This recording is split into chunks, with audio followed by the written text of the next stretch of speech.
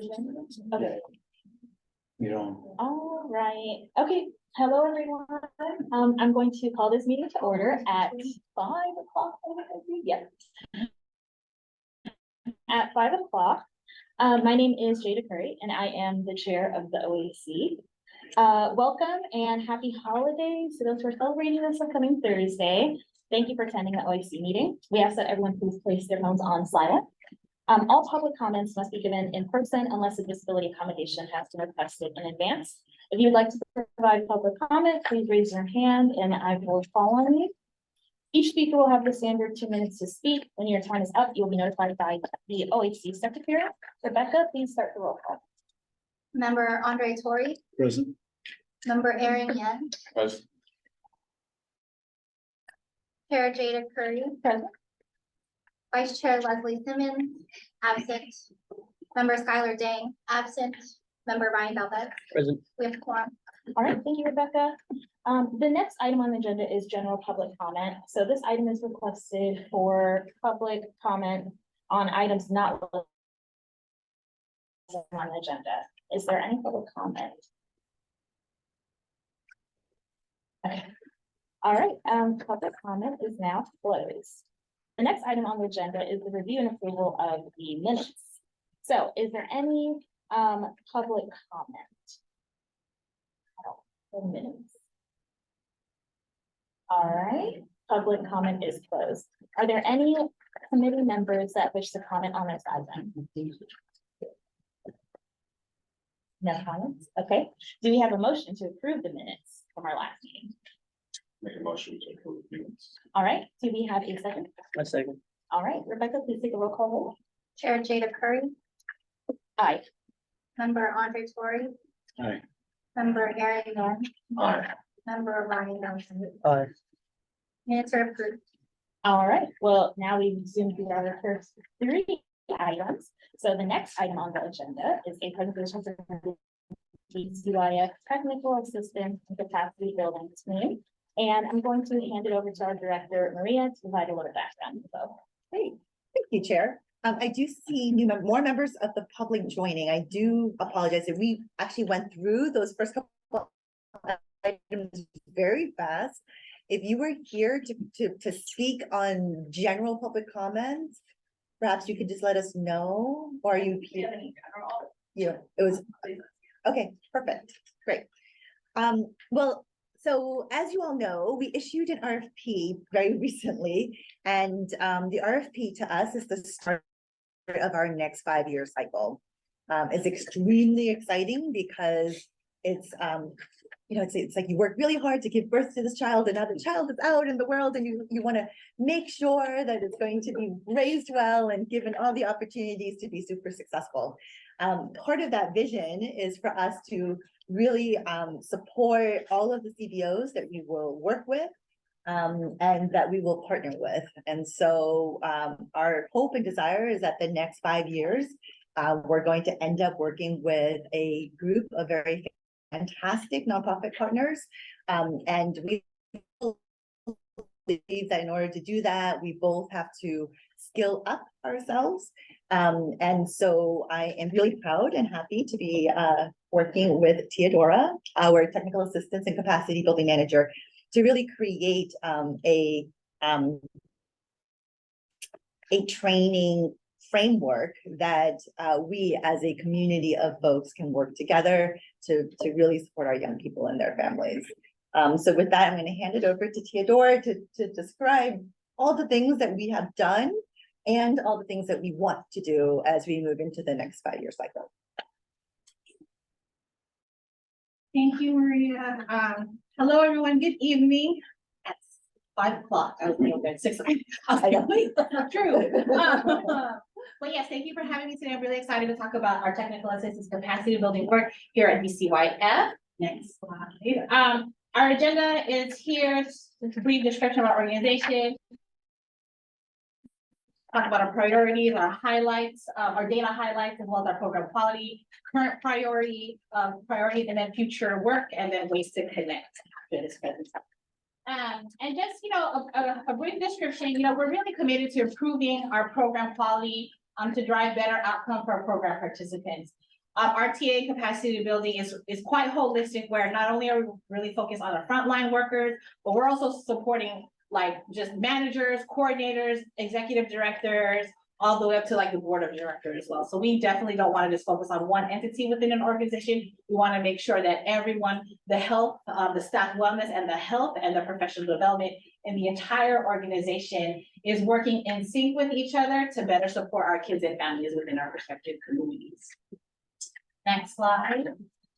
This is the squad, AKA the malt team. We just wanted to be fun, and it's just the first letters of all of our names, and we're doing a lot of wordsmithing around. So this is who we are. I'd like to say what's really dope about the team is that we're all born and raised here in San Francisco. I'm the only one that's fortunate to still live here. Everyone does not live in the city, but still commutes here. They have families here. Some of their kids go to school in the city as well. But we have Michaela, Ashton, Luis, and then myself, the malt team, and just doing a lot of the work here for the department. Next slide. So I just wanted to share a little bit about what we've been doing for the past 2 years here at the department. COVID really changed everything that we do. And then so for us, how we were really committed to figuring out, how can we turn a lot of these in-person engagements, right? Relationship building, coming together within community, how can we turn that into the virtual setting, right? And so for us, the past 2 years, we've been working really diligently with all of our providers to making that kind of happen, right? Kind of giving that same kind of flavor that you get here in the virtual space, not as long, short, and in snippets, right?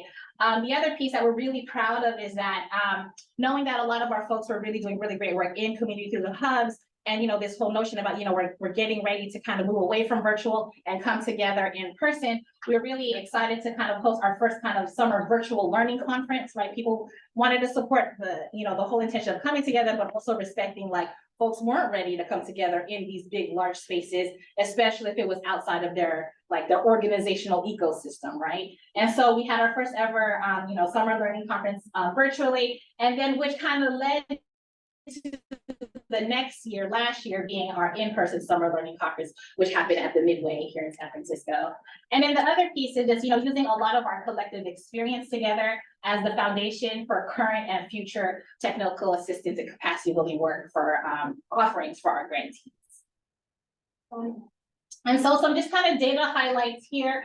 We were really, it was really important for us to kind of highlight what we've been doing for the past 3 years during COVID, right? The kind of notion of folks were really working really hard, and because we turned into virtual settings, folks were really engaged. Or we're all trying to figure this out.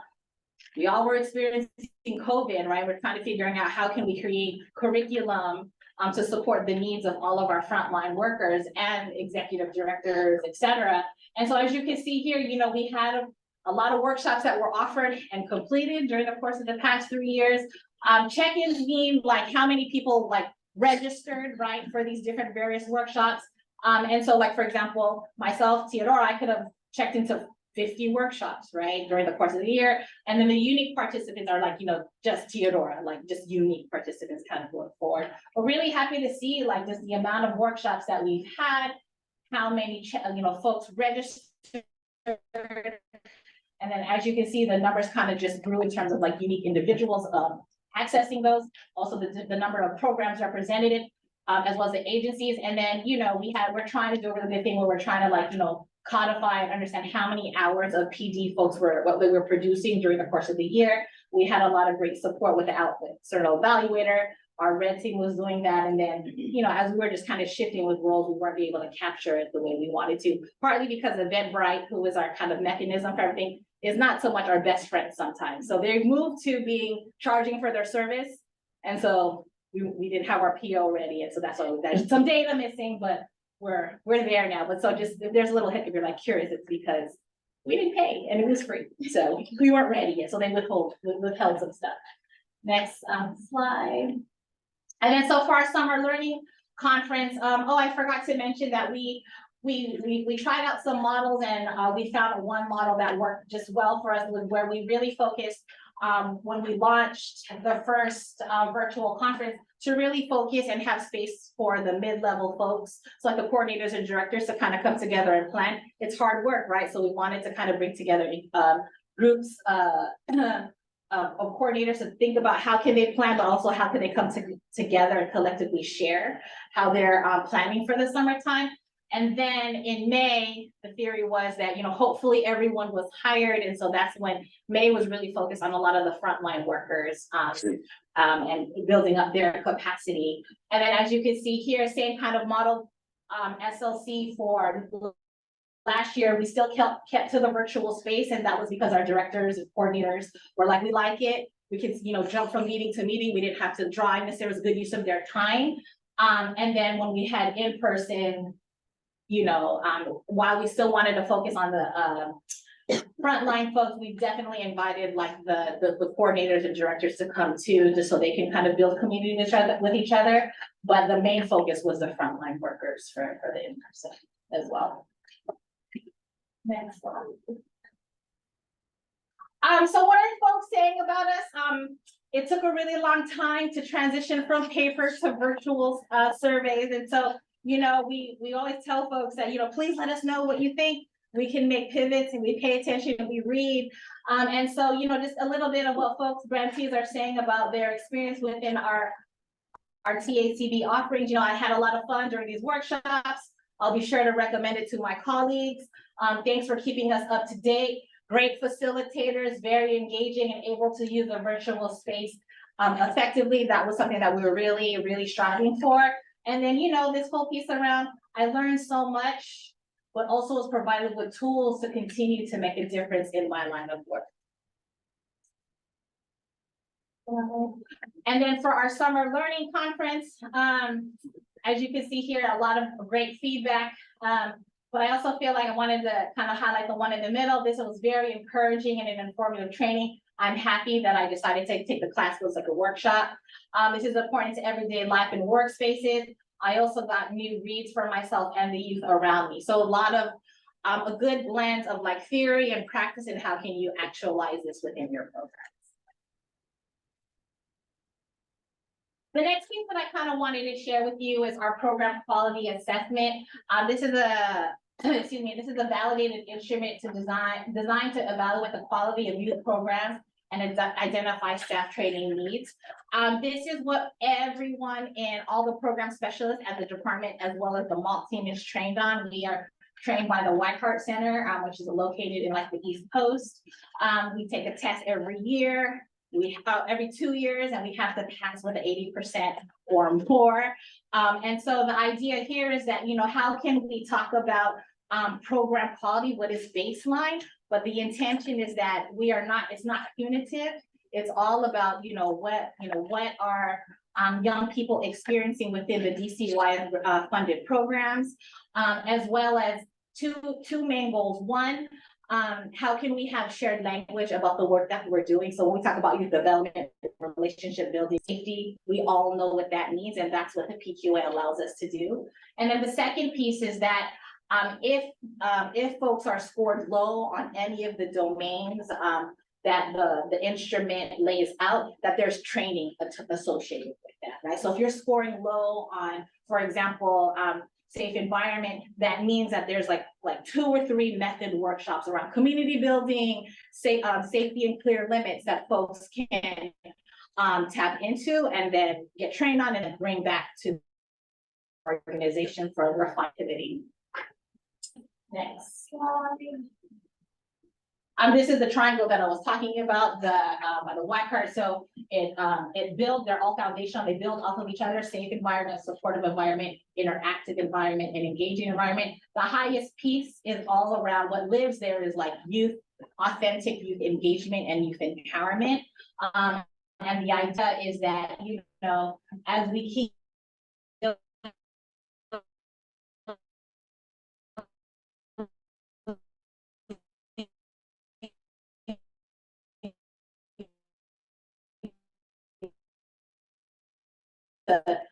figure out how we could, better support our grantees around that. COVID hit, and it took us back to the restarters, which we're here around safe environment and supportive environment, more so partly due to a lot of staff turnover and like training the field on the work. Slide. And then some data highlights here. the number of workshops, this was virtually, right? Trying to get folks ready, back re-engaged, and then last year we went hard and we, facilitated a lot of workshops, across the grantee portfolio. And then so for our team, what we have decided when we met and planned earlier this year is that for us, our ecosystem is the San Francisco children, youth and their families and the grantees. Like, we don't facilitate any programs to them, but we always want to keep them at the core. But we do provide programming to the grantees. And so for us, we're really thinking about everything where we're actually trying to, this year, we're planning and trying out old and new ideas that we're wanting to bring back in the new funding cycle. And a lot of it was paused because of COVID. But right now, what we have, what our focus is all around our general technical assistance capacity building work. A lot of it is virtual, but we're transitioning to make kind of going back to that like half in person, right? The next is bringing back DCYF University for our grantees. PQA, that has ongoing and has been really solid for us. Our summer learning conference and making that, last year was our first in-person engagement. And so just bringing that back for our grantees, as well as our citywide frontline collaborative. That's a new initiative that I'll talk about in the next slide. And then in the start of the summer of next year in August, bringing back our back to school conference. So we're, trying to re-engage folks, bring everyone back. And then that's where the citywide frontline collaborative is. We're also working around how can we take this great work that the department is doing with its grantees around all the content that they're learning, and how can we spread that throughout the entire city of San Francisco as well. So just to share really quick, the citywide frontline collaborative basically is a configuration of all of these partnering departments within the city of San Francisco. We're coming together to figure out like how can we. There was a small group of folks that really enjoyed working together around the TAVE Funders Forum. That was kind of like the birth of this. And it was nice because it was great to have like all these city folks come together, talk about the work that they were doing, figuring out how can they better support their grantees. And it was all like birthed out of like, from what I understand, because I wasn't there yet, out of love for the work. Right. And I think that's really important because it wasn't like they came together because it was around funding. It was like, you're doing that, you're doing that, you're doing that. I think we all need to kind of meet. So it's kind of like self-organizing and coordination. And so they wanted to keep that work going. And so our charge this year is to figure out how can we continue to do this citywide capacity building to support and strengthen youth and young adult programs and services. So that's what we're trying to figure out this year. A lot of those members are starting to get re-engaged again. Some folks have left and kind of moved up within their organization, new staff, all the things. So myself, Krishni, and Jasmine Dawson are in the process of kind of like planning and seeing what are some kind of different ideas that we have for the group. But the energy is there. All these departments are excited to kind of get together and work again. We're trying to figuring out what is the thing. Health and wellness is definitely our thread, but everyone is like health and wellness, and so we're trying to figure out what the and what is for us. Next slide. And then so for future work, what we're getting ready to do is just plan for our summer learning conferences that are coming up. Also, which I mentioned before, the citywide frontline collaborative, and as well as the citywide technical assistance. And I think that concludes the presentation. And then ways to connect. You can always check out our website, stay up to date about all of our offerings that are coming up, as well as all our training calendar as well.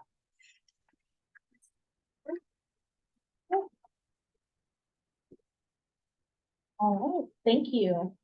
Is there any public comment?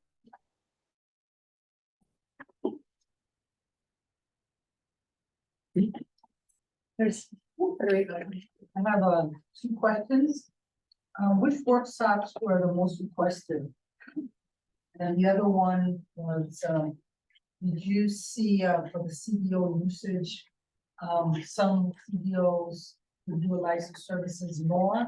And have you analyzed why that's the case? Yeah, that's a great question. Can I answer that? Yeah, okay. Sorry. You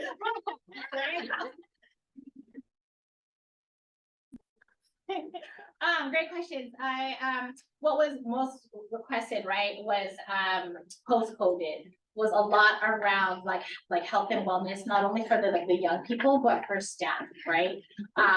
We needed to know how COVID would affect young people, and it was just happening real time, right? So there's a lot of pivots for us, like, okay, this is what's happening, listening to the grantees, also listening to our providers, and like what's coming up, right, for folks. So I want to say, at least for the first year, it was like a lot of holding space for people to like be emotional, right, and talking about what was hard, right, about the work, not only with the young people, there were the families, but what was coming up for themselves too, right? Because it was some deep mirror work around privilege, right, and access. The other piece that kind of bubbled up after that was a lot around like conflict, reframing conflict, right, de-escalation, right, for folks. And then this other piece that just kind of like birthed through the conversation was like, organically happened, was like a lot of resource sharing. Like, what are you doing out in Bayview? Well, this is what we're doing in the mission. Did you know that, oh, it's only happening in Potrero Hill? It hasn't, you know what I mean? So like really like harnessing like the collective knowledge, and like, some like grassroots organizing that was taking place from parents, from church, but it was really unique to like the communities. In terms of like utilizing, I was always curious about. That's like, oh, we need to know who's really accessing it.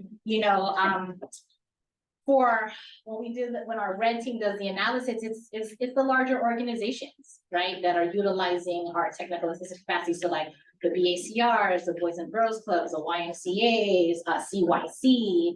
And we were always curious about, well, what about our other organizations, right? Our smaller, maybe mid to smaller ones. And for them, the feedback that we got from them was like, staff turnover. Even though we tried to make our workshops, we tried morning, lunchtime, afternoon, even evening, it really kind of, depending on the workforce at the time, which was predominantly like the college young, like that piece, like folks had multiple jobs. So they couldn't, no matter what we did, even video, if it didn't fit into someone's schedule, it was difficult. Yeah.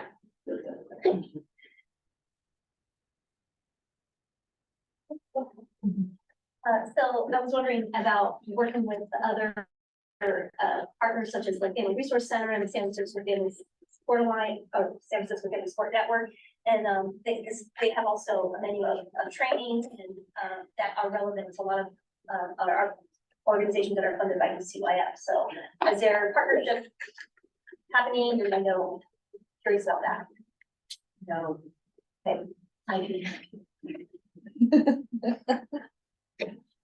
We used to have partnerships with BFRs, with Andrew Russo's, Family Support Network. And I think it's just, I really do blame COVID for a lot of the stagnation of partnerships. So I think that was part of it. And so now once again, with the new funding cycle, we should definitely revisit those partnerships. Awesome. I'll just share that personally, that the last summer when the conference was down in the Midway, the big party was such a beautiful event and got a lot of great feedback. I remember about that. Obviously, like capacity building training is super important, but I think people really appreciated that, like just focus on wellness and appreciating the work that was being done. It wasn't like back-to-back workshops, it was massages and candle making and all of these things that I just thought was really beautiful personally. And then a lot of our members that I spoke with really appreciated that focus on talking about this. And that's all her. Yeah. Because I was like, no, we only have 8-hour days, we have to train. And she's like, oh, wait a minute. And I think it really is. And when I was saying that it's skilling up, training up, I really mean it's us as well as city city employees, city staffers, also learning to train up because we can't talk about youth development if we know nothing about youth development. And a lot of us do know a lot because we are intentional in hiring people from the community, but the field changes all the time. And so we want to make sure that our staff are also skilled in understanding how to assess a high quality program. What does it mean? And then actually more importantly, how to help, how to work with our CDO partners to really to raise the bar together. So part of what Theodora has been doing has been also bringing in the city employees, the training, cross trainings, making sure that we think about the entire system. Because just because our CBOs are just doing a fantastic job, and then on the other side, our city is not, it doesn't work. And so together we're in this together.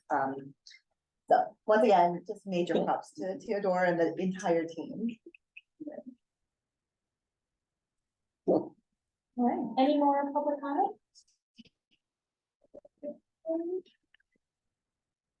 Okay, public comment is now closed. Are there any committee members that wish to comment on this item?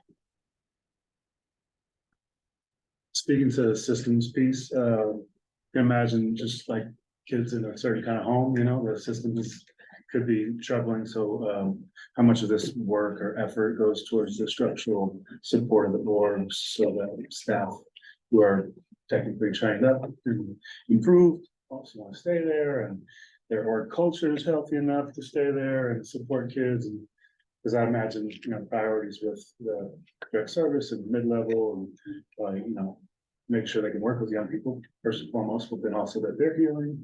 But then is there any investment in that next level, I guess? Yeah, you know, we didn't anticipate COVID, right? So we actually had an executive director cohort that was led by Flourish Agenda and other like subcontractors. There's a lot of really good organizations. I have the faces, but I don't want to call them out. But anyways, a lot of good organizations. There's like 10 of them, and so it was like it was an 18-month program. I think we had finished one cycle, then COVID hit, right? And so we actually flipped the curriculum and we're like, what do you need during this time? Because we all didn't know, right? And so that was important to them because actually the white EDs were able to talk about like, you know, I'm white and how am I going to talk about this murder of George Floyd? Like my folks of color on staff are pissed, right? And I was so thankful for Flourish Agenda because it held space and they could give them the tools that they needed to have those hard conversations, whether they were ready or not. You know, I also want to respect confidentiality because we weren't kind of trying to go in and be like, no, so what are you doing? You know, but I do remember coming out like a little bit later, like this is like a year or two, then the EDs were like, that was really special. And so we haven't had an opportunity to revisit the ED cohort. That is something when I'm already funding cycle, just because of the timing of where we were. There was also budget cuts to the to the TACB budget as well, because you know a lot went into that. In terms of like other organizations, I think you know we really work in tandem with our program specialists. So if something's coming up that they're learning from their caseload, then they'll tap into us, whether it's fiscal or other things. I do know that we did try to do a lot of like, you know, how can you do like this whole DEI scan of your organization? We had a big cohort, like we were ready to do that support. The organization wasn't ready to do at the time to do that deep work because you don't have staff, like funding, like all the things, right? And so I hope we could bring that back. So, you know, we'll just have to see. It's just, sometimes I feel like we're ready, but the field isn't ready yet, but which is this testament that means to me that we have a lot of great providers who are doing the work, you know? But I think right now, a lot of holding folks has all been around really the coordinators because they turn into frontline folks when the staff aren't there, right? So that's the space we've kind of holding, and then you know if we can get the front line, that's great, but that's the one that turns over the most in our analysis thus far. Well, I think the DCYF University also is the idea behind that is to build a pipeline, right? So there's a cohort for young people who are young leaders, so that they can then get the skills and foundation to then maybe move into a coordinated position or a frontline staff position. And then as we continue to keep them in the DCYF University and they matriculate through it, they can, get a certificate or something that says, you've got all the skills to become a manager position or a director. And I think it's, we're in it for the long game, and that's the long game, right? Yeah, I was just gonna say, first and foremost, thank you for all the work that you've done. I know how incredible, how difficult this is, and all these workshops that you've done it's incredible, especially during that time. I know how hard COVID hit. I was working with a lot of schools, a lot of nonprofits during that time.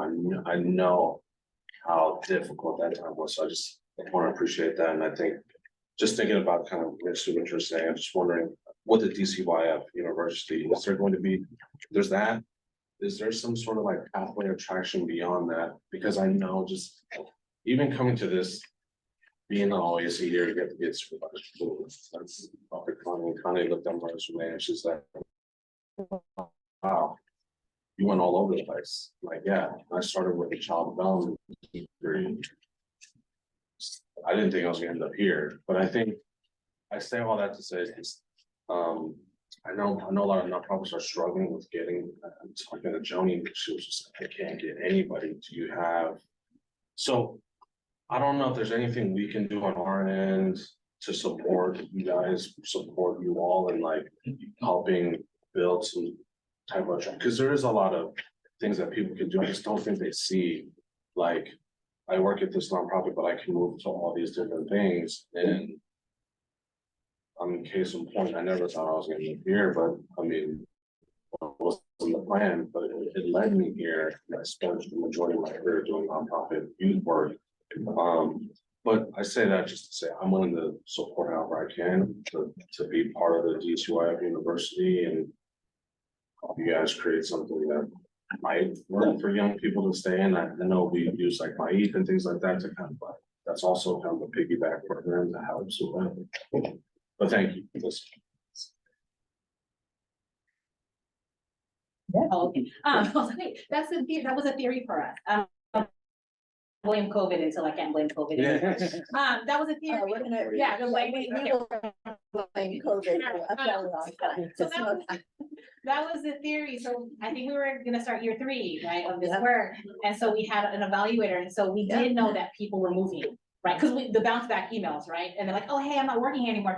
I'm here now. Can you, add me to your mailing list, which was great. And then we were gonna use that data to be like, oh, what's happening, right? Like just what's happening, right? And then we just, we couldn't, as a staff, like follow that up because the evaluator had more manpower or people power to do that, but also would ask the critical questions that we needed to do, right? So that's one. We were excited about, oh, we know that this is gonna happen because you'll elevate up and you'll have another opportunity here, right? And we kind of also, that was like our ninja move, like, we'd love for you to stay in your organization, but if you can't, that's okay. But at least we give you the tools to make an impact in another community, right? Hopefully in San Francisco, where we land. And the other piece too around like any support, like people don't know about DCYF University anymore because of that. It's been so long, right? So when, any type of like outreach or like, hey, what's up? I think the EJs are the only ones, they state are the only ones that kind of know about it now or remember it. But I think, any, because you're in your perspective organization, same thing with the citywide frontline collaborator. If you're hearing any like needs, let us know. Because we can, like our turnaround time like a month, like in terms of getting content out, right? So it's quite quick for a city system. So if you're hearing anything, maybe we can't do it that month, maybe it's the next semester or maybe the next year, but like, let us know if there's any need that is bubbling up. We always take the feedback.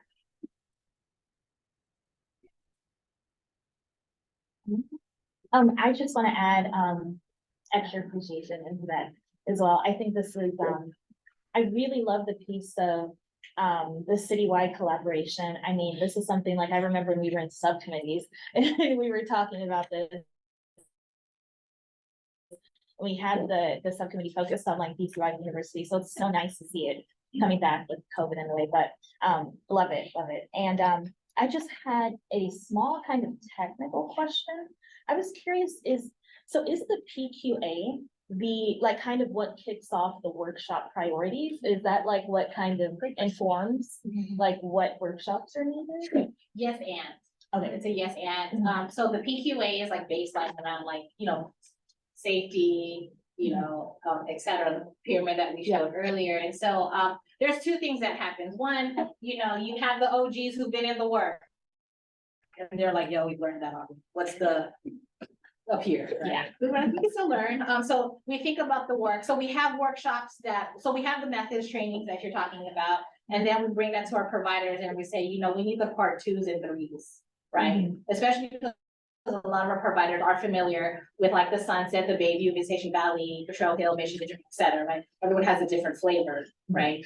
And then there's this other track of folks of like, you're just out in the trenches all day. So it's a different type of health and wellness, type of safety, type of de-escalation that you need to do. So we like to, there is no one size fits all. The PQA definitely informs us, but it's not, it's super baseline. For example, did you say hi to young people? That's super basic, right? But not, you might have forgotten because it was super chaotic for the day, And so it's a yes and because it meets the requirements for our grantees. And we know that there's all these different levels that staff needs support on that go beyond the basics because of also like honoring their, many years of service within the work that they've been doing in their communities. Thank you. Any more comments before we move on? Okay, well, thank you so much for the presentation. Thank you. Okay, the next item is the report of the service provider working group from co-chairs Madison Holland and Gregory Quinn. Hi, everyone, Madison. Gregory. She's super excited to be here. Like y'all know me. So we have 3 main updates for today. The first update is around our membership engagement. Our second update is around our wage equity work. And then the third is some feedback from our membership on the recent babies, our I like that. It's real. I was trying to integrate the children using families part. I was like, start flubbing it all up. Sorry. So I'll start off just with some membership engagement updates. So we currently have about 300 members that are active on our mailing list. So at the last OAC meeting, I shared that we launched a new membership survey form, trying to get information from folks. So it's a way for us to see who our members are, what types of services they're providing, and what they're looking to gain through their membership in SPWG. So of those 300 folks on our mailing list, we got 100 of them to fill out that membership form now, which is pretty good return for surveys, as folks know. And so we've also been trying to be more active across our social media channels and kind of utilize that as another recruitment method. So we have an Instagram and a LinkedIn account, and we have increased our engagement with our followers and commenting and things like that across both channels. So our domain name is SFSPWG on all of those things. So if you haven't followed us yet, please do to keep up with what we've been working on. And then in August, we introduced kind of a new tiered membership level. So you can be a drop-in member, you can be an active member, you can be a leader. So these different kind of levels to help folks understand how they can engage. And since then, the goal has really been to have more active members. We've found that our members that come to meetings consistently get more out of the group, obviously. So since then, we have had an average of 40 members at our meetings, with it ranging from about 30 people to 50 people per meeting. That's a 40% increase from the months leading up to it. So we are very happy about that and happy to see more consistency in the folks that are coming from month to month. So second, wanted to discuss some of our wage equity work. So as many of you already know in this room, one of our main priorities has been around raising awareness to increase wages for nonprofit workers. So we have a couple of updates on that front. The first is that we recently launched our job board on our website. So our job board highlights open positions at member organizations that are paying a livable wage. So if you have folks who are interested in working for a nonprofit, we're doing our best to highlight positions and organizations that are taking efforts to really pay sustainable, livable wages for organizations. So that is live on our website. The second is that we just launched our Children's Champions campaign. This is on all of our social media platforms. And really what we're trying to do is to promote the importance of fair pay for nonprofit workers, why that matters to people, why they think it's important, but then also to highlight all of the amazing work that our members are doing with youth and families in San Francisco. So we've had 2 highlights so far. Stay tuned for more highlights of organizations and our members. If anybody wants to sign up here, please. And then lastly, we have been participating in the Controller's Office Nonprofit Policy Group, as well as actively participating in the Budget Justice Coalition meetings. So these are both super important ways to stay involved with and up to date on current legislation and to share advocacy opportunities with our members as well. So then lastly, we thought that the OAC and DCYF leadership would be interested in hearing feedback from our members on the DCYF RFP, baby. So we know that this took a ton of work from a lot of people in this room, and we first and foremost just want to acknowledge and appreciate that. Me and Frederique, I will say personally, just really appreciated the partnership with DCYF leadership in this round. We had a ton of opportunities to provide our members with ways to give input and feedback leading up to the release of the RFP. We had staff at our meetings. We had tons of opportunities that felt just like really, really great partnership. And our members definitely felt that as well. But we always, of course, want to make sure we're raising the voices of our members. So I'm going to share some direct feedback that we received. So I'm going to start off with the positive stuff. A bunch of folks really felt like the Bidders Conference was extremely clear and helpful. And they really appreciated that it was both in person, but then also recorded so that they could go back and watch it 10 times over and make sure that they heard things right. Folks really felt like they had a good time frame to work on their proposals. They had a good ample time frame to have a thoughtful proposal, to collaborate with their team members. It didn't feel super rushed, so that's super important. They also felt that the requirement sections were very clear. So the things around like eligibility, contractual requirements, the universal requirements, that was really helpful to newer organizations that had never applied to understand like, okay, what do I need to do to be eligible for these funds? Felt like there was very clear, the CMS was easy to navigate and very responsive. So that's exciting. We know the older versions of CMS were not as easy to navigate. And then they really appreciated what was shared in the last OAC meeting. We were talking about flexibility within strategy areas from year to year within new work plans, that's going to be a potential option, because I know folks were thinking about that and considering that when they were applying, that there could be future flexibility in those strategy areas. So moving to the constructive feedback, which landed in 3 main buckets. So the first was just around general kind of proposal and question structure. The second was communications, and then the third was representation of populations and their needs in the RFP. So we obviously know that DCYF had a lot to balance with putting this all together, but starting with the first bucket, which is the structure of the questions and proposals, the character limit was extremely short and difficult to answer complex multi-part questions. The content of each strategy was very prescriptive, which didn't leave me a lot of room for creativity. Clear directives on the narrative questions, but it was harder to get descriptions of some of the other components like services and activities, budget, etc. Some of the shorter questions in the agency profile, like program versus admin staff, were a little bit confusing. So some of this feedback was from an individual member, and then others were kind of seconded, thirded, or fourth by other members that had similar experiences. So the second bucket was around communications. Multiple versions of the RFP released after their original date was challenging to keep up with. There was some consistencies in the information, e.g. the admin fee that was 20% in one place and 15% in another.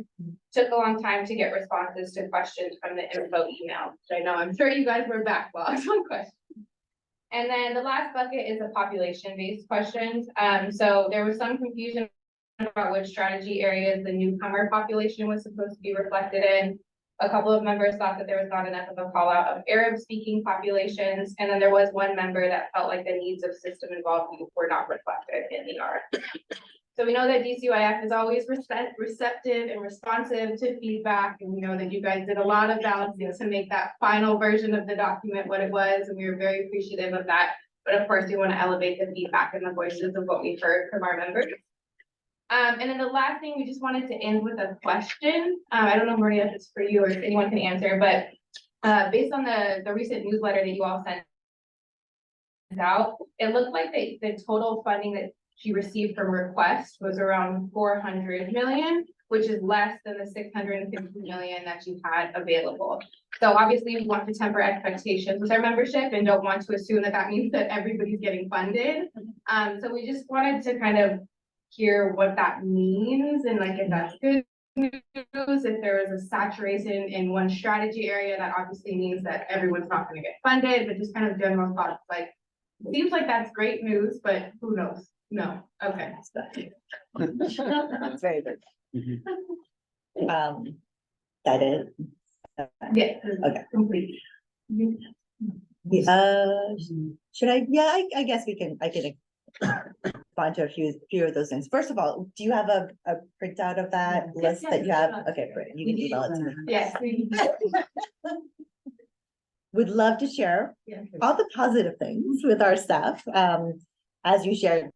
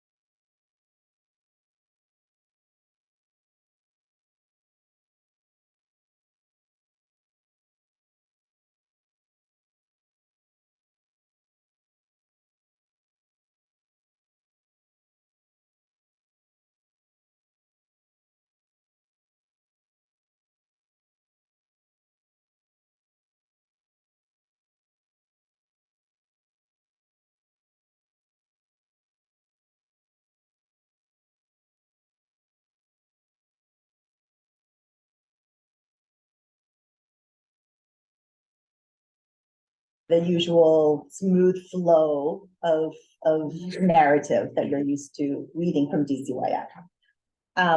But I do hope as we continue with the partnership, over the years, you will start seeing a more symbiotic relationship, and you will start seeing that we're all speaking the same language and moving towards the same outcomes of the 4 results that we laid out, because we are I am personally very adamant that these are the results we're going to achieve as a city. And the city departments that are joining us on this work are also joining in that goal of us achieving those 4 results.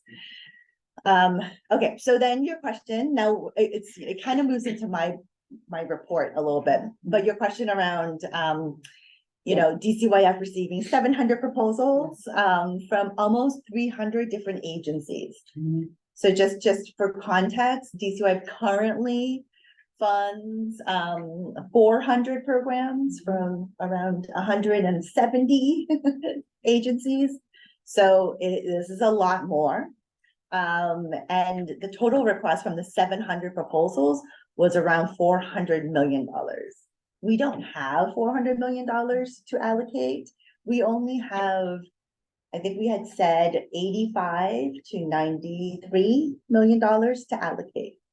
So that is a lot, that's a huge range. We will not be able to fully allocate to the amount that everyone requested. You know, we had some CBOs who asked for requested a lot more than DCYF have ever allocated to them. And we have tons of new CBOs that submitted applications to us. So it's going to be a lot of work. Thankfully, actually, our staff spent all of last week reading the proposals because we took advantage of the APIC time to read. And so we had staff that read all the proposals, and we actually have many readers right now reading, external readers reading the proposals as well. So hopefully within a couple of weeks, we'll get all of those scores back. And we'll go through the deliberation process and you know, and for all new CBOs, we will be doing site visits to ensure that, you know, everything is what you say it is in your proposal. But does that answer? Yeah, this is like, yeah, we're under the 5 years. Oh, yeah, the number that you're Yeah, we reading. were looking at, we were sure it was over the 5 years or the single year, so. Yeah, that was a little confusing. I realized when I read what we wrote, yeah. So I think also that one of the things that you asked the members was to give the real cost of the program. Absolutely. And I think that's one of the battles that folks would have to say, okay, is it one of those things, are they really asking for the real cost? Or is it, could you just continue funding me as you have in the past and just add a code? And then the other item had to do around the balance between come up with innovation, think out the box, and yet there was a lack of trust of, but you didn't mention this specific population. Right, so in one sense, it was being prescriptive after you're so used to being prescriptive, then to be asked, like, just come up with what you think it's worth. And I think that's what some of the members kind of try to manage through, because if that's not what it is, will I not get funded? Because we did do a whole year of work, but at the same, I think that's what a lot of folks were grappling with. Yeah, I think it's hard where, you know, I think it is rare for a funder to say, tell us how much it really costs to do the best that you can for the kids that you serve. I think that's super rare. And I will be honest, that it was really hard for here at DCYF to also be able to be like, yes, we're committed to that. We're committed to that. We're committed to, you know, acknowledging that it does cost a lot of money to serve system-involved young people. It does cost a lot of money to help young people who are many years behind in certain things to catch up to their peers. And that, you know, we can't do stuff on the cheap. So I think that's still the case for us here. I think it is going to be a very difficult deliberation process. It is going to be very, very hard. I've seen the list. I've read a lot of proposals already. There are lots of hopes and dreams in those proposals, and I appreciate that. And I think we have to balance it with what we know as, you know, what's possible, what's not possible. Thank you. I have one question. Based on the number of applicants that you receive, and also with the nuances of what we just talked about, will you give notice lead time about whether or not you'll be able to meet the March date? That's a lot of proposals. It's a lot of proposals. And So based on our own internal timeline, we're on time, we're on time. Okay. So.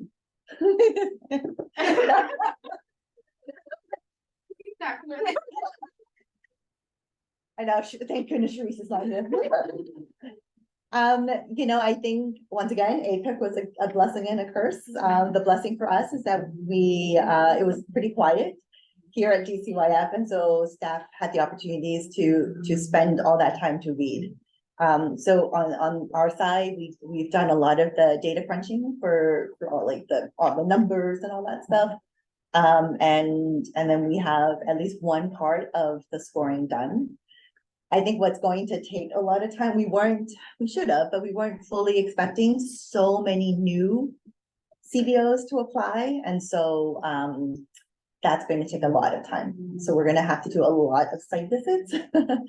But once again, thankfully our staff already finished reading. So now they're going to spend the next couple of weeks doing site visits. Okay, so they're happening in December. It's going to happen soon, yeah. Yeah, so we have to stick with the timeline because a lot of CBOs have summer. Yes. And so we need to make sure that CBOs are notified, so that they can make whatever adjustments they need to make for July 1. Thank you. Yeah. I will say if we don't meet the deadline, it probably will be forces that are outside of my control. If that is the case, we're gonna do everything possible. I have like dates.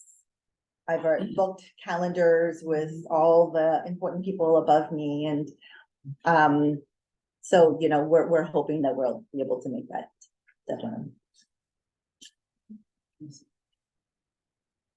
Thank you both for your report. Is there any public comment?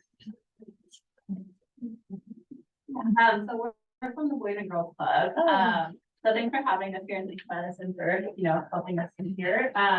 So one thing that our VP of institutional giving brought up was that, would there be a possibility, kind of like how you're saying for the new CEOs to have site visits, for maybe existing to have site visits or interviews where we can like verbally kind of express our like commitment and passion for different things. So we felt like some of it was kind of hard to communicate through like written format when we would want to like show or like, you could see our enthusiasm for things. So we're wondering if that could be a possibility, like maybe it's an optional thing. I know you have so much on your plate, but like if it was possibly like virtual or just a way to express some of the new things that we're doing, even if we're an existing CBO. Unfortunately, I just don't think we have time for that. I would like to believe that that we know our CBOs that are in the existing portfolio really, really well. We have, if I don't know the heads, the directors personally, I know that our staff have really strong connections. So I don't think we won't, I know for sure we won't have the time for that. And I don't think that that's necessary. Any other public comment? All right, public comment is closed. Are there any committee members that wish to comment on this item? Well, I'll just say thank you guys for all the work that you do, collecting all the feedback from your partners, all the effort that you're putting in along with DCYF. Like, I can honestly say this, DCYF's always been one of the better organizations with more clarity around what they're providing. And I can say that on the inside too, just being part of other processes, but super thankful for you guys and all the work and the passion. You come all the way here, just to ask those questions. It's clear that you guys are very bought into what you guys are contributing doing for the community. So I just want to say it's good to hear that. I want to throw in a second to everything that you just said. I think it's like seeing how much SCWG has done, like from the website, to even like this meeting. It was such a short amount of time, and like so much has happened, which is like so positive. And even like hearing that the survey that you put out, you even got 100 responses. Like, Yeah. wow. So yeah. Oh, yeah, and then we had our first post-COVID gathering at the old school cafe. Oh, Yeah, so that was fun. yes. All right, any more comments before we move on? Okay, well, thank you both. All right, the next item on the report is, oh, well, I said that backwards. The next item is my report. So I just have three things, really that I wanted to bring forth. It's really just, honestly updates.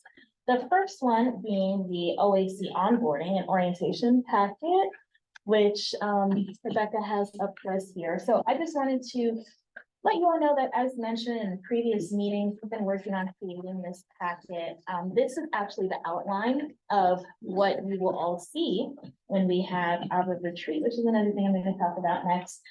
So this will really describe OAC, DCYF as a whole, the SPWG, our required filings and ordinances that we must adhere to.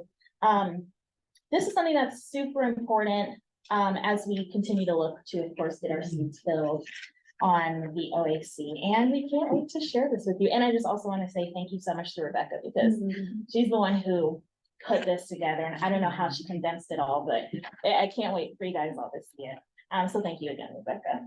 And then the mention of the OAC retreat. So we are planning this for next year, probably March or April. And this is where you will get to see like the full packet, the whole thing, and we'll go through it. And lastly, in your meeting packet, there is the 2024 OAC meeting calendar. So as you can see, we will have OAC meetings in January, February, June, August, and November, but there's also the retreat in there. So tentatively for March or April. So please review the dates, and you can all expect calendar invites so that that's all in there. And we're locked in for 2024, which is so weird to say, but yeah. Yeah, okay. That's all that I have for my report. Is there any public comment? Just checking the calendar. Is there 2 meetings in February, or is it just the one? Oh, no, so on the 24th, we're having a summer resource fair. Yeah.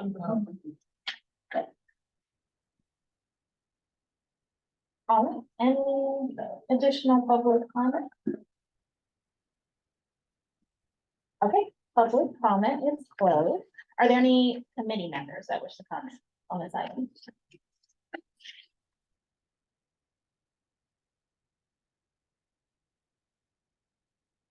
All right, so we will move on to the next item, which is the report of the DCYF director. So Maria, I'll hand it over to you. Great, thank you. So, well, the first part of my report was the RFP, and I already shared that, so check. The second part was to talk about just moving forward with the OAC calendar and how we want to structure the meeting so that it's going to be really helpful for OAC members.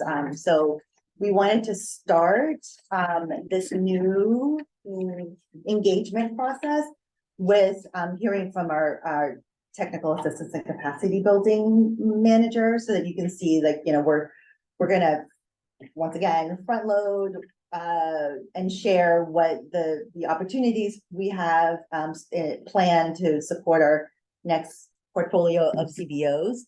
But in the next couple of OAC meetings, we'll be bringing in other teams that the department has, so that you can at least one, be familiar with all the different teams and different departments that we have within the department, but then also see the role that they play, and then hopefully see how you can support them, and they will hopefully support you as you do your duties and responsibilities of being an OAC member. So just look forward to hearing from different DCYF teams moving forward for the rest of the year. I do want to call out the Summer Resource Fair being highlighted in February, because there's going to be a new thing. What we would like for a new way, a different way for OAC members to engage with the department, is to participate in some of these external events. I know that we had several OAC members join us for the Summer Learning Conference. last summer, and that was really wonderful, so that you can just see DCYF in action, as opposed to being up here on the 9th floor. So we're going to start making notations of different events that OAC members can join us in and participate in. Maybe if you want to lead a conversation in. So there are going to be lots of different things for you all, as we move forward in this new, in 2024. Okay, so those are all the wonderful cheery things. Sorry, actually, maybe I can just do all the good things and get that stuff out of the way, because I unfortunately do have bad news. That is all budget related, so just brace yourself.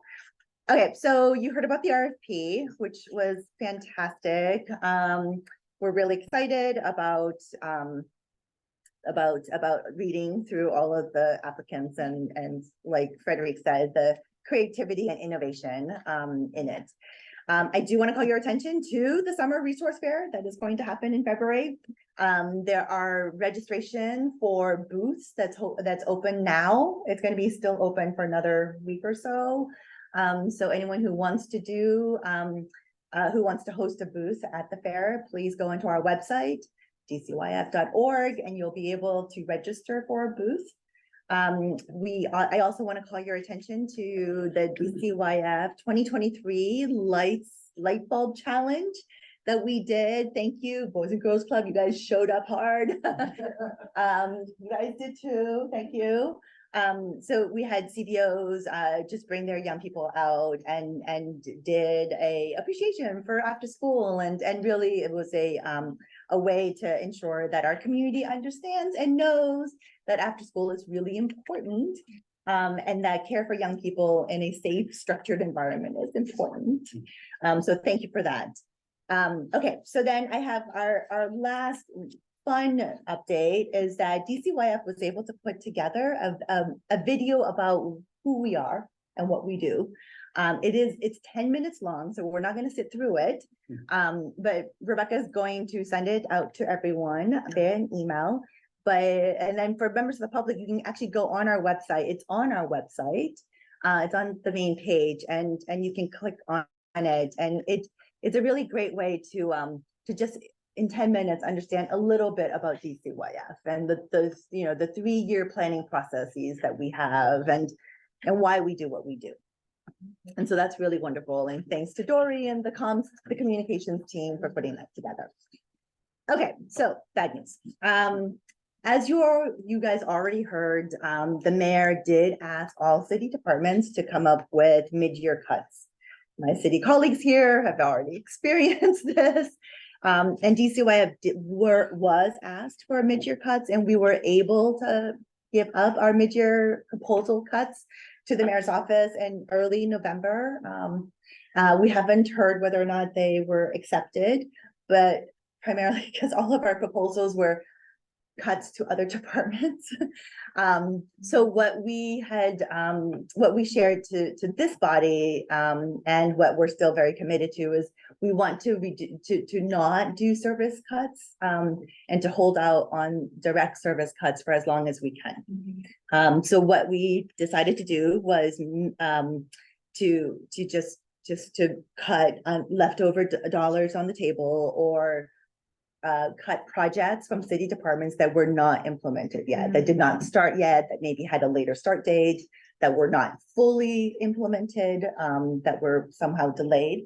So all of those all those allocations of dollars were then retrieved back into our department and offered up as cuts. But that does have an indication of what's going to happen in December. And the reason why the mayor decided to request the mid-year cuts in October was because of a couple of things. One was just that all of our reimbursement requests to FEMA for all of the things that we did those couple of years ago actually have not been paid. So we are still owed a lot of money by the feds for a lot of the things that we did, right? So all the necessary things, we did all the necessary things. We fed people, we housed people, we did all the vaccination sites, all the testing sites, all of those things. that we fully believe will be reimbursed by FEMA, as they said they would, will happen, but it just hasn't happened yet. And we keep thinking that's going to happen, but it still hasn't happened. So that's the driving force for why there was a need for mid-year cuts. Another driving force, which is the usual driving force, which is our increasing salary and benefits within the city. And then the third is that, you know, once again, all the litigation around business taxes and taxes and all of those things is just taking a lot of our resources. And so those are the main reasons why the mayor felt the need to issue the mid-year cuts. It's also probably going to be the main reasons why we will probably get some big numbers in December. So I just want to brace us all for that potential. We still have the same tenants. We still want to make sure that service, the safety net that we've created, DCYF in particular, have created over the many, many years will continue. But as I shared earlier, we were very intentional in doing this RFP with city departments, with other city departments. So, you know, as other departments have to make cuts, it's going to start tipping scales, and it's going to be like this Jenga puzzle. So as they're taking out blocks from their side, we're going to have to figure out how to make sure that it doesn't topple over. So just know that we're going to have, and we've actually already started. We're starting to have department specific meetings, service area specific meetings with city departments, so that we don't have that happen.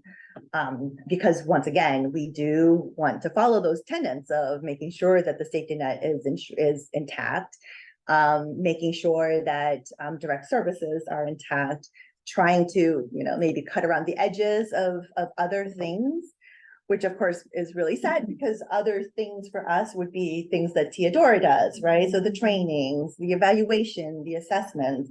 So those are the other things for us. The direct service things are the CBO partnership. So we're going to have some really tough decisions to make come December. And so we'll, you know, do our best to try to make the argument that the work that we do, of course, is crucial. But as you can imagine, every department is going to make that argument. So we'll have more information come December. I believe our next OAC meeting is in January. And so at that time, I will for sure know what the number is. And hopefully I will also have a proposal to share with you all on how we will get to that number. What is really, really difficult is that we also have this RFP out on this other side.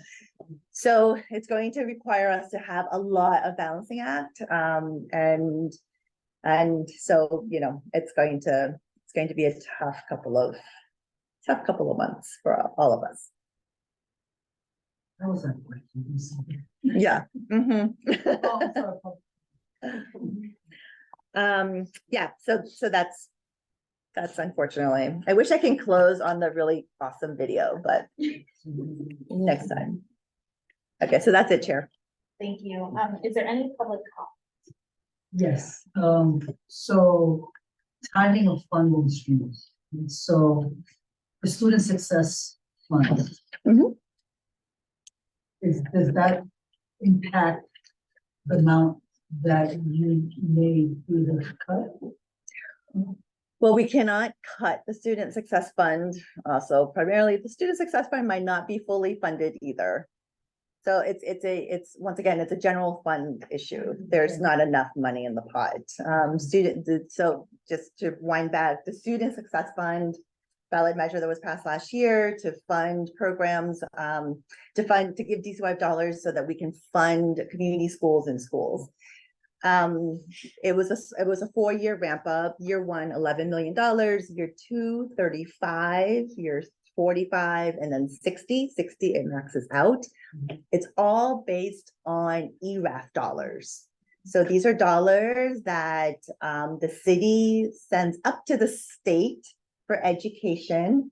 And then when we overfund that, the monies come back to the city. one of the most, I know. So we send money because we're obligated to pay into this pot for education to the state. Once we reach our obligation, we don't have to pay anymore. But because everything is, you're always a couple of months delayed in trying to figure out and understand when you reached your obligation, you just keep paying. So what ends up happening is that we don't know that we reach our obligation until, 6 to 9 to 8 months afterwards. And then the monies come back to us. In previous years, we've always reached our obligation. There's always monies that get sent back to us. Which is why we decided to put the Student Success Fund. This year, we might not, because we don't have enough monies to even to be sending. So we don't know yet. That's a change. Yeah, it's a very difficult time all around. Any additional public comment? All right, are there any committee members that wish to comment? Pick up the gratitude torch from Aaron. Just thank you all for everything you're doing. And some help. Big stuff. I have a quick question, if it is actually quick, about the Student Success Fund. So you said that this was enacted last year? Yes. Okay, so this was something that was hoping to utilize those ERAC dollars to come back to DCYF. Yeah, so DCYF actually received the $11 million. So it's in our budget now. We've been working with the school district over the last several months. So we received the money July 1st. So we kind of just received it, so when the budget got signed in September. So we just received the funds, and we've been working, we've been working with the school district over the last several months to identify the different areas that we will be allocating the funds towards. So there are 3 areas that we will be allocating funds towards in the Student Success Fund. I should know this by now, but in general, there will be funds directly to support schools. And that's more for, let's say, emergency needs. So there's a plan to ensure that if schools across the city, all schools, if there's a emergency need, say there's they need a new fence, or there's a power outage and they need wirings, or I don't know, something, they can tap into those dollars so that there's that emergency need, and there's a cap on how much. And then there's funds to actually implement an actual full community schools program. But in order to implement a full community schools program, you need to actually have a bunch of these other things in place. You need to have a community schools coordinator. You need to have a functioning school site council. You need to actually have a plan. So in order to ramp up to that, we're going to provide a lot of technical assistance, and we're probably going to look to CBOs to help us provide the technical assistance to particularly parents on school sites so that they can learn how to advocate for themselves on the school site council. And then the other bucket is to think about this workforce pipeline. No secret, we don't have enough teachers. More not a secret, we don't have enough teachers who look like our students, our children. And so we're working with the school district to really think about how do we build a pipeline, and how do we use the Student Success Fund to help us build out that pipeline, to then bring in more social workers, more teachers, more paras, more anything a young person would need in a school. Well, thank you. Yeah, and we can't do all of that on $11 million. Yeah. We can do all of that on 60 million with leveraging state funds. But where we are now, we're still going to we're very small. All right. Any other comments before we move on? Yeah, thank you, Marissa, for being so honest. And I know some of your organizations might even be funded by other agencies too, that this, which we never realize, I'm just saying, what she's saying is 10,000% accurate. I think all departments, if you get funding from other departments, they're probably gonna have a similar conversation, so just. I know you guys are working with a lot of other CEOs that will get different funding from different agencies, so just. There's that, and